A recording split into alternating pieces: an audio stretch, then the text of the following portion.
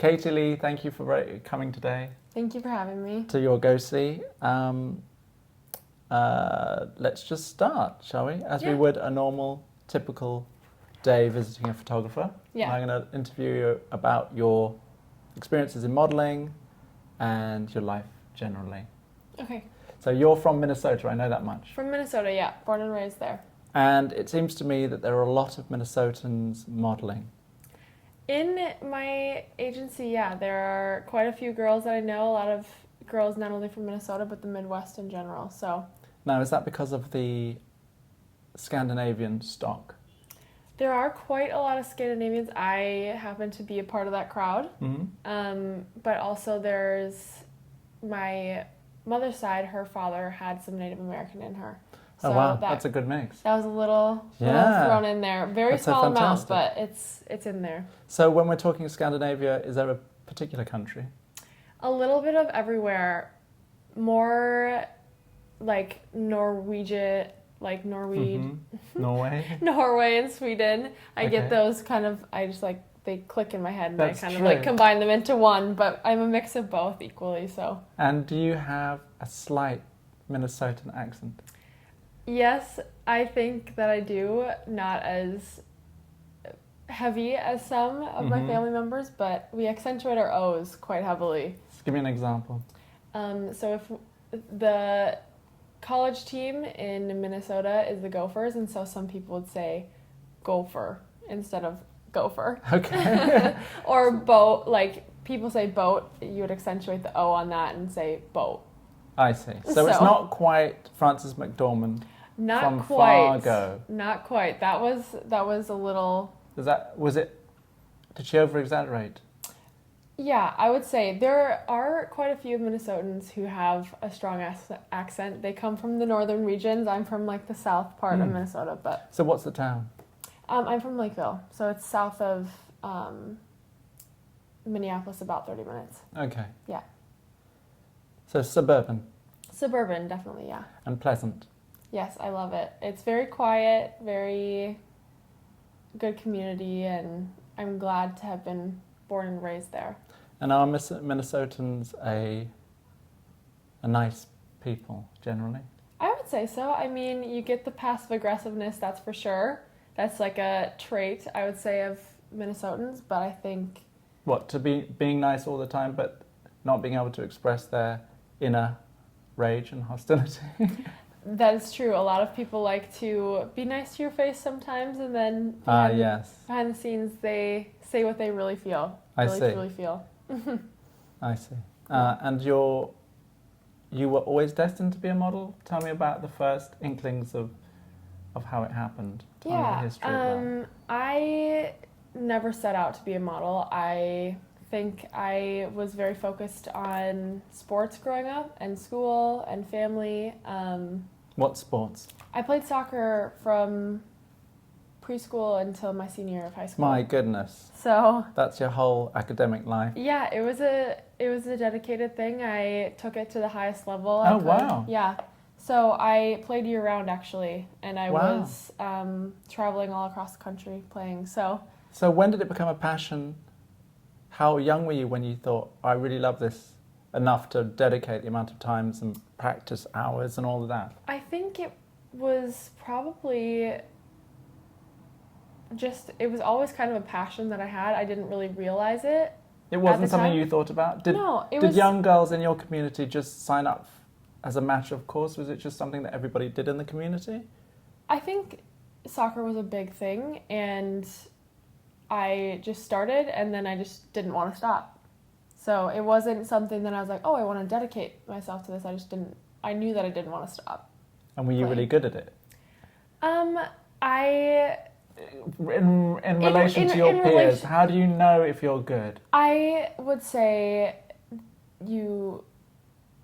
I was good because I was able to make it on good teams, but it's a team sport, which is part of the reason that I liked it, was because it wasn't dependent on the individual. It was dependent on the team working as a whole. So I wouldn't say particularly I was the best or anything like that. What position did you play? I played outside mid and outside back. So Outside mid and outside back. Yeah. Okay. So that's a sort of playmaking position?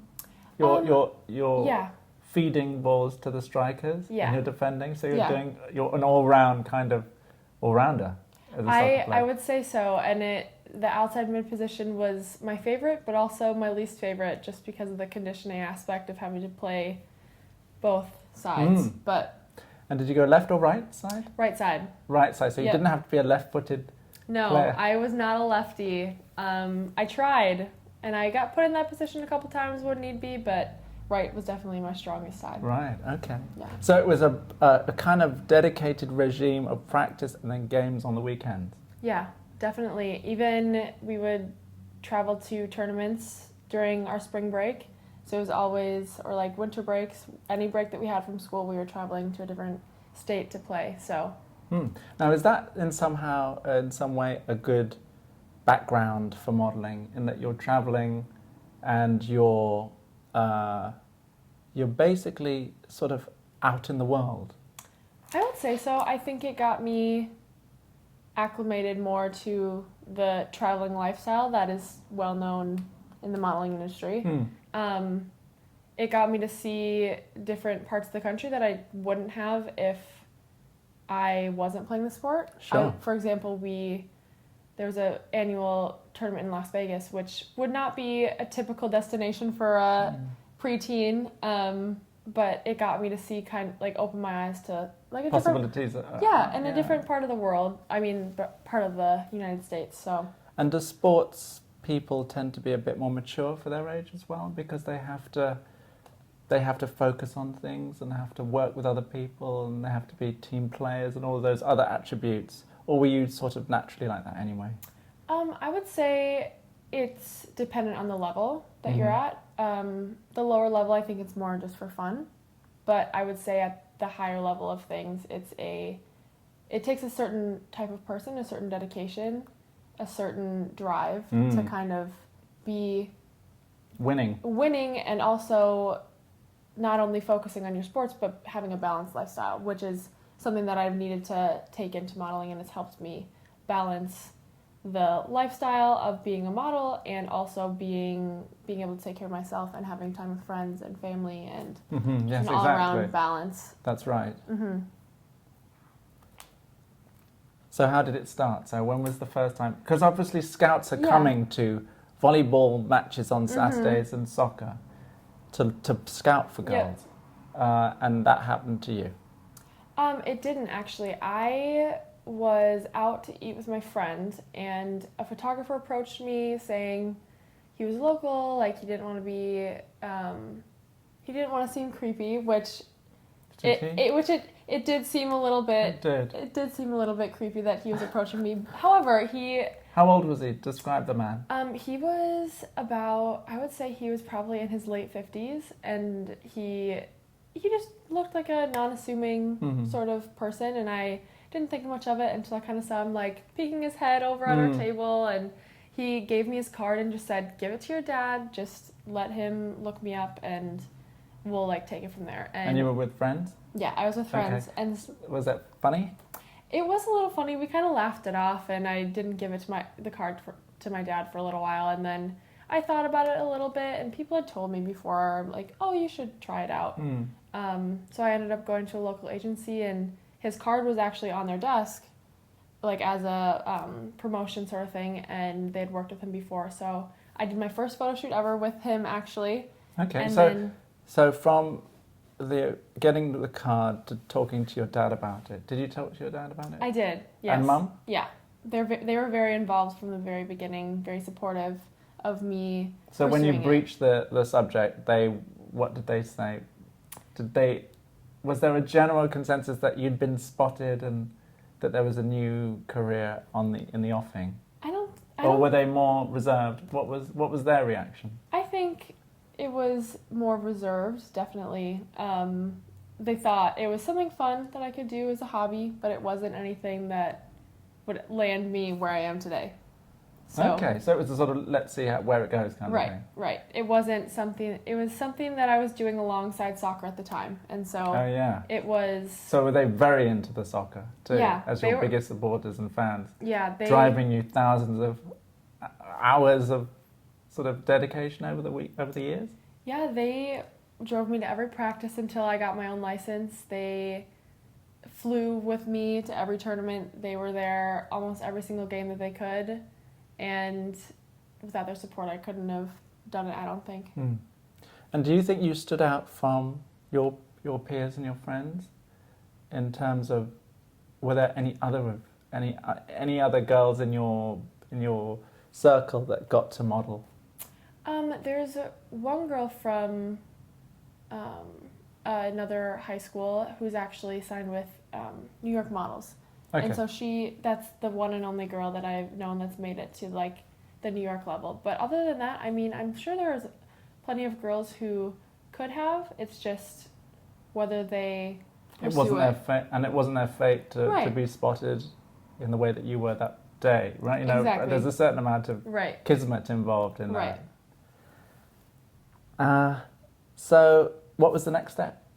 The next step, I was with an agency for a little while, and I wasn't getting as much work as I had wanted, and I was in... This is local? Local, yeah. And so I was in pursuit of a different agency, and I went to a go-see and signed with a different agency, and they put me on the fast track to New York, and came out in January and signed with IMG when I was going around to sort of visit agencies out here. So that sort of implies that you were game and that somehow it wasn't happening in a way that you expected it to. So you took it upon yourself to then go and pursue it.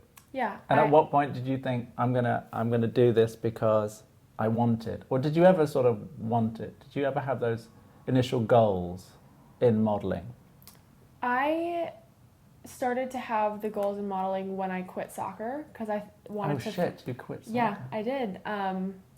I decided that it wasn't something that I wanted to keep continuing, and so I decided to put all of my effort into one category. I was dabbling in both, and I knew that I couldn't do both at the same time. It just like wasn't a lifestyle that mixed, and I was like, I need to pick the one that I think has the best future and that I want to do and want to pursue.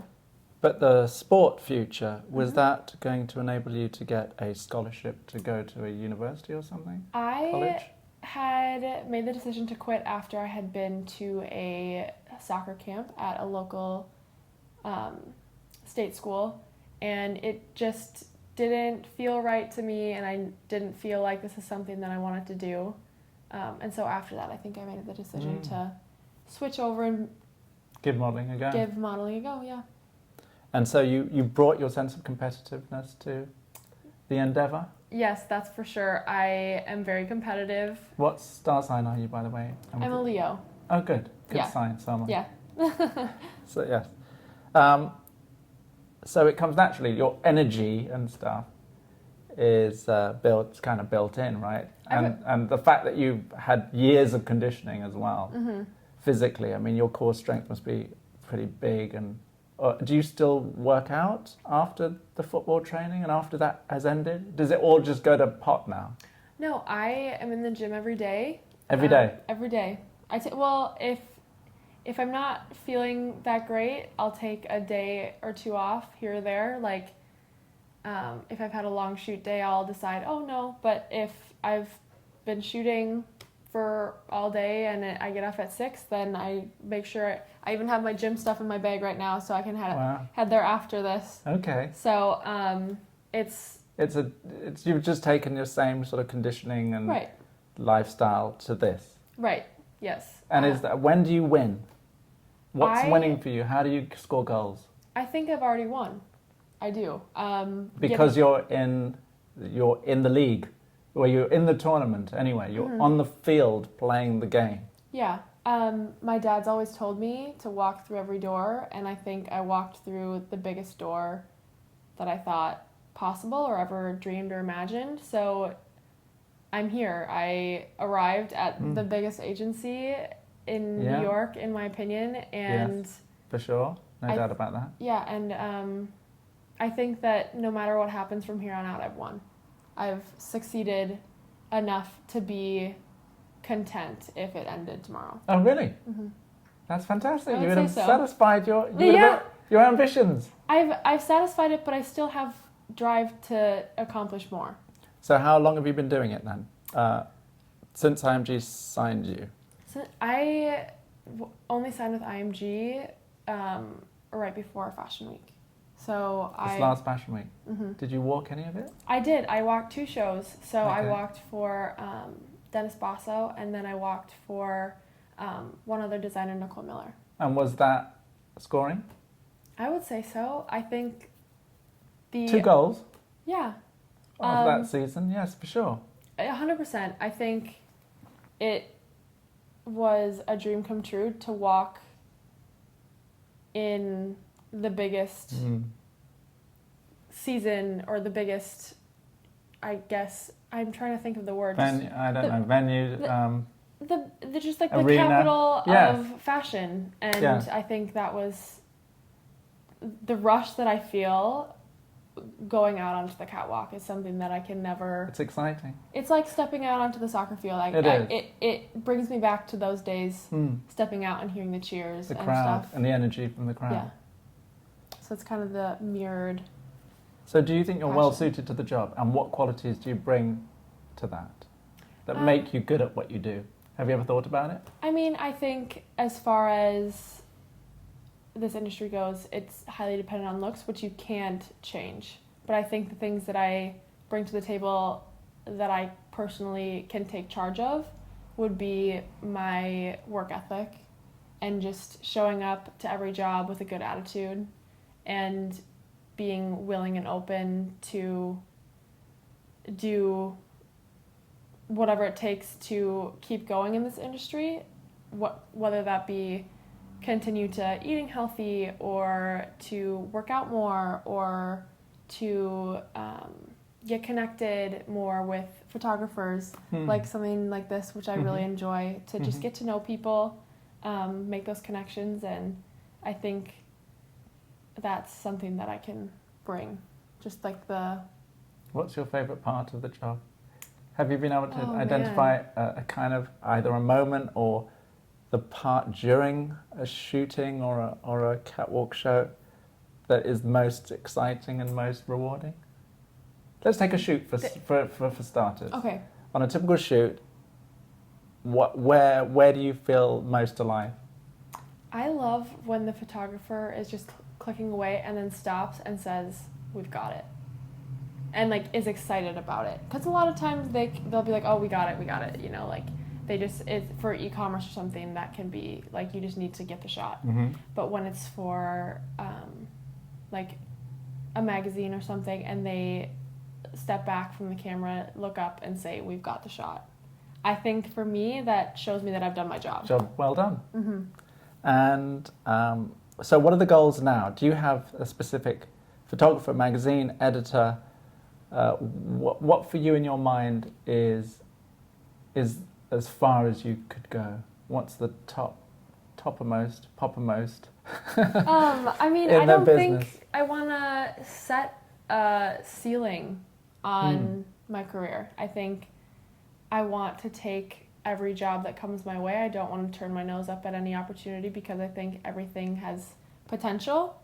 But I think obviously shooting for magazines like Vogue and Elle and everything to do with just like, I don't know, I think that, and then just walking for big designers and just like, I think I respect everyone in this industry so much that working for anyone who has paved their way in this industry would be To be a part of it. to just be a part of it, to be a part of the journey, to be a part of the story of this industry, because it's changing every day.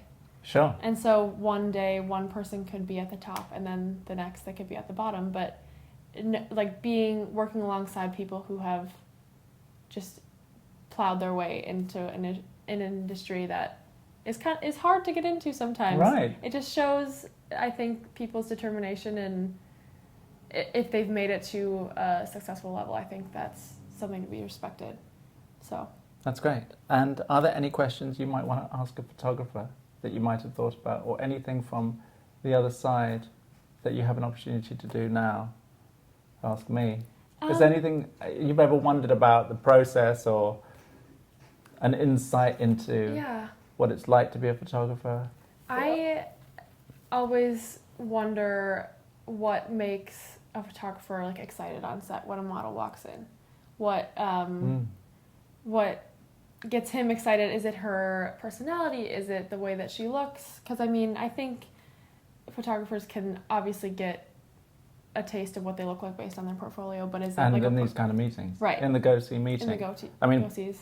Personally, I do lots of locations shoots, Mm-hmm. and so it's important, I think, to meet the girl before they turn up. Right. And if you haven't seen them and you haven't seen them physically, and know what they're like as a personality, you can get disappointed or some nasty surprises. Yeah. So that is exciting. The excitement is that the girl is right for the story. Mm-hmm. So that the girl is going to make beautiful pictures. Right.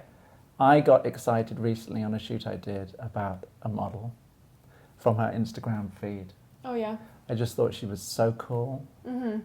and so beautiful in the pictures and over a variety of jobs, but had an energy and a kind of openness in the choices that she made that excited me. Yeah. But it's the kind of girl as well. So in her case, it's the kind of girl that I like and I think is really cool. Mm-hmm. And those things are always going to be super personal. Right. To the photographer. Mm-hmm. Beauty is in the eye of the beholder, Right. after all. Right. You can't escape beauty. Mm-hmm. I mean, that is the bottom line. Right.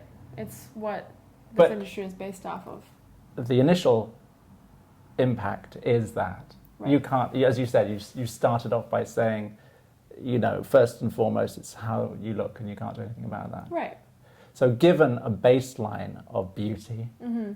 then all of the other qualities that you display just add on and deepen Right. and intensify the excitement that the photographer can have. Mm-hmm. If you're sweet and you're cool and you have an energy, and I always say to the girls that the bottom line in modeling is being able and willing to give of yourself. That really is it in a nutshell. Mm-hmm. You have to want to do it. Right. You have to be up for it. Right. Just being up for it. Mm-hmm. And offering to make a good picture and offering to be part of the team and offering your energy and your spirit Right. and your beauty, again, which is a given, Mm-hmm.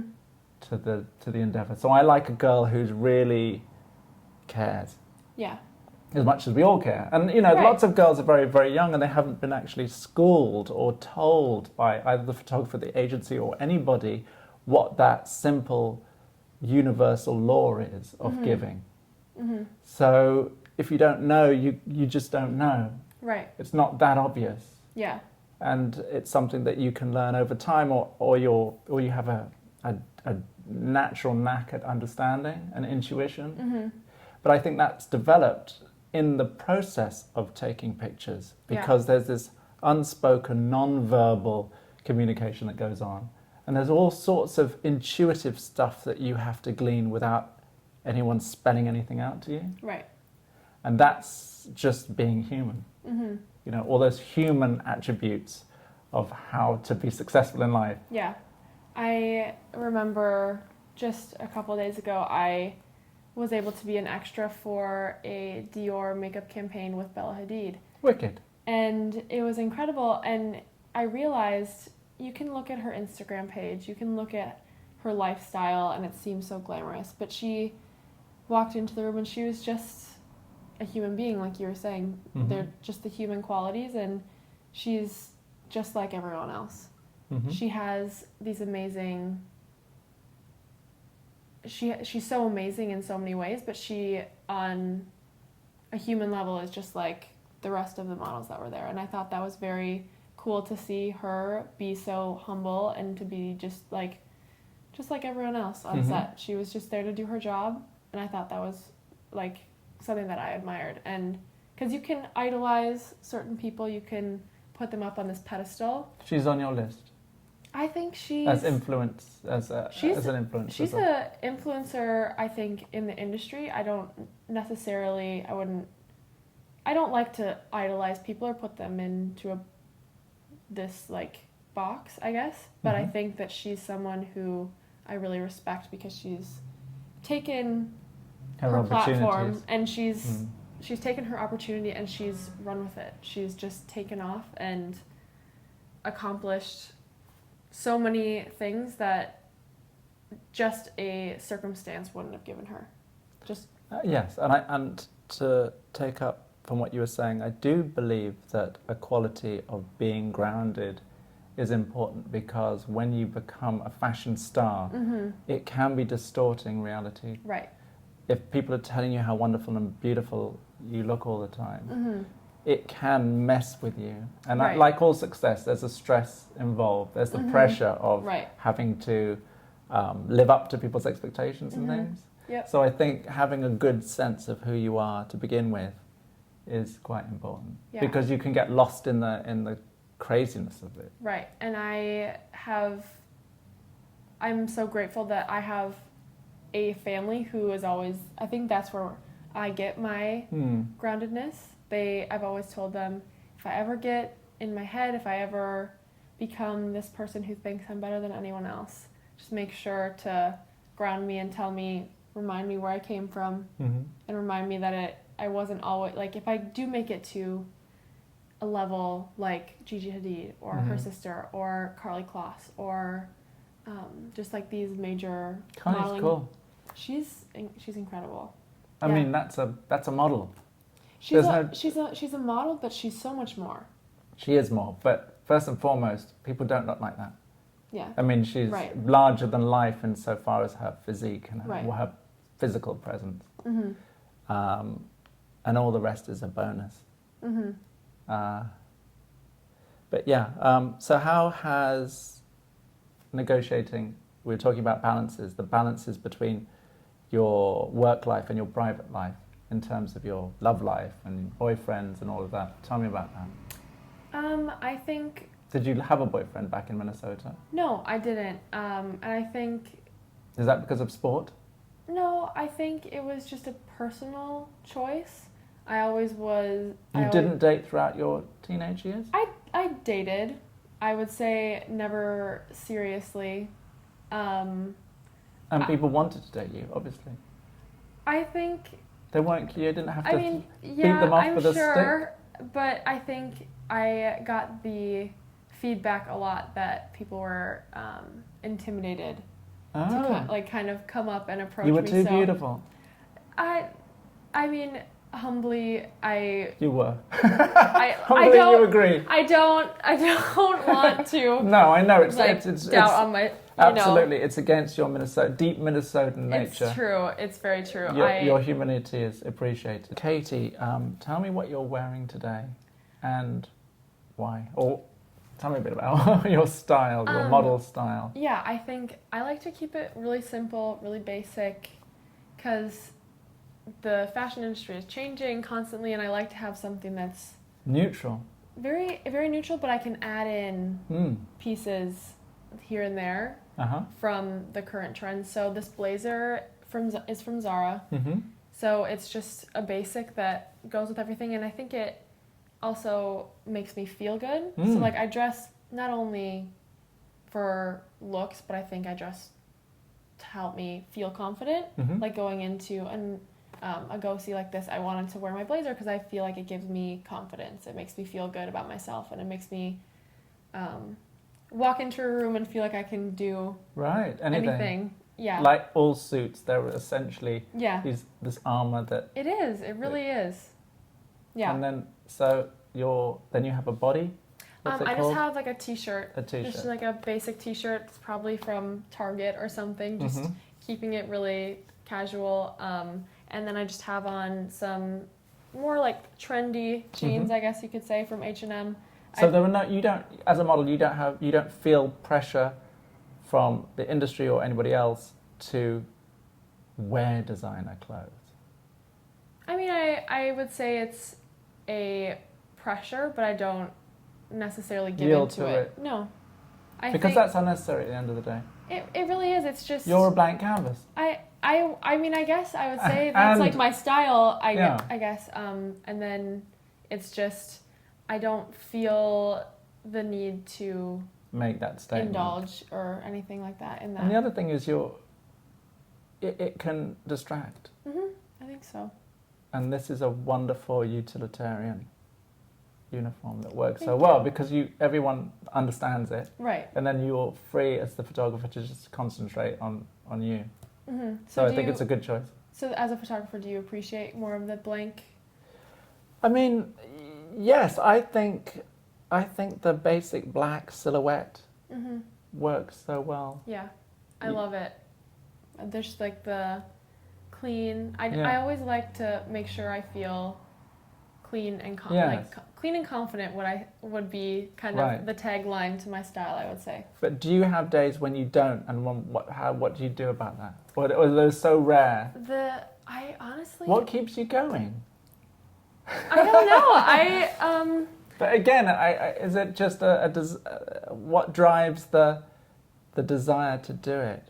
I guess it's like going to Sunday school or playing soccer. That it's something you're doing now that you're dedicating yourself to. It's a pursuit that gives back. Right.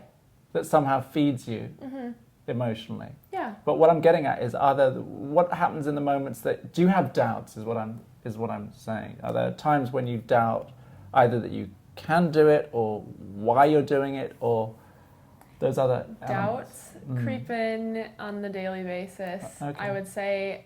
But I think doubts are fleeting. So I think I have to doubt my doubts, if that makes sense. So I need to take a step. Remove the chatter. Yeah, I think it's just those tiny voices in the back of your head saying, oh, you can't do it. You can't do it. And are those similar voices to the ones that you might have heard on the soccer field? Or is sport, or you're more in control with sport? I think for me, I enjoyed sports the way I played it in soccer, because it was a part of a team. So we were dependent. Feeding off each other. Yeah, we were dependent on each other, and this is so much of an individual sport. Yes. I would call it. So I think I tend to doubt myself much more because I'm riding solo. I don't have a coach or teammates to kind of build me up and tell me that I can do it. I can we can win. I think I have to be my own advocate. But at least you know what a good coach is. Yeah, I've had plenty of, I guess, quote unquote, coaches in my lifetime. I mean, both my parents have been incredible. I think just my coaches playing soccer were also incredible. Just I feel like I've had a lot of encouragement growing up, and I've always been told that I can do it. And I'm no matter the situation, if I set my mind to something, then I can accomplish it. So. And do you have any siblings? Yeah, I have 2 younger sisters. Okay. Yeah. So as the eldest, you're naturally saddled with extra responsibility and expectations that you will do well. I would say... Are you a classical older sister? In some ways, I would say I am. I'm a motherly figure to my younger siblings, for sure. I'm quite bossy over them, more than I would like to admit. Right. But I think I didn't have I was more the guinea pig for my parents rather than them putting pressure on me. So what's the gap between you and your... 2 years each sibling. Okay. Yeah. So you got a lot of the firstborn usually gets all that initial focus and attention that usually makes them more clever. Apparently, in terms of statistics, and it doesn't surprise me because of the effort that gets put into number one. Yeah, and you're obviously 2, 3, 4. You're left to your own devices a bit more. Yeah, and I also think in terms of expectations, if the expectations are high, again, there's studies that show the higher the expectations a parent has on their child, the much more likely they are to meet them. I think this expectations were set high for me, but if I failed, I wasn't You punished. didn't feel bad about it, yeah. Because I knew at the end of the day that they always told me, as long as you do your best and you know that you did your best, that's enough. So what have you learned skill-wise as a parent? How would you parent your own kids? Obviously your parents did a good job with you, but you're not your parents and you're different. How do you see that going? Or are even kids not even in the? Are they in the bigger plan? Yeah, I've always loved kids. I grew up in my hometown babysitting the neighbor kids all the time, and I think showing like love regardless is number one, because your kids need to know no matter what they do, good or bad, you'll love them either way. Because I think that's what my parents instilled in me as a young child. Like, I never felt like I would be unloved.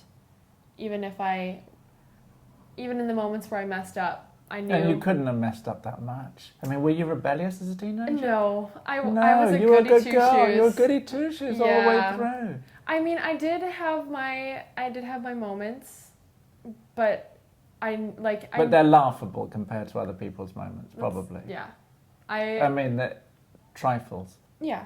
I mean, my parents always tell me, they're like, I think we won the lottery. We won some jackpot because all of us girls are just... All three. All of us are... I mean,